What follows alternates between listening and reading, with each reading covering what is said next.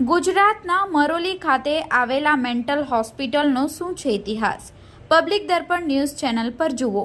મોટા વર્ગને એમ કે કસ્તુરબા સેવાશ્રમ બંધ છે, પણ 96 વર્ષોથી એ જ આદર્શોને ચરિતાર્થ કરવા આજે તેમને સમર્પિત સ્ટાફ અને હૃદયપૂર્વક સેવા આપે છે।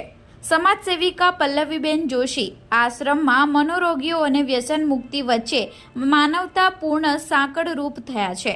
પ્રતિદિન 15 થી 20 વર્ષ મનોરોગીની સારવાર માટે સુરતથી ડોક્ટર હિના ખન્ના ઉપરાંત શિવાનીબેન ટંડેલ, જયદીપભાઈ જોશી, ડોક્ટર દીપ ત્રિવેદી સેવા આપે છે।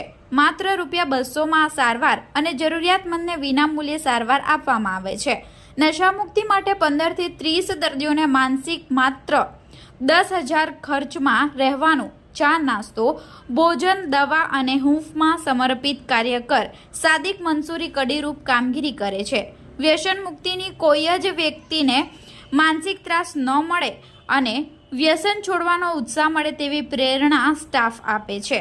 સન 1967માં પદ્મ વિભૂષણ એવોર્ડથી વિભૂષિત કલ્યાણજી વી મહેતા।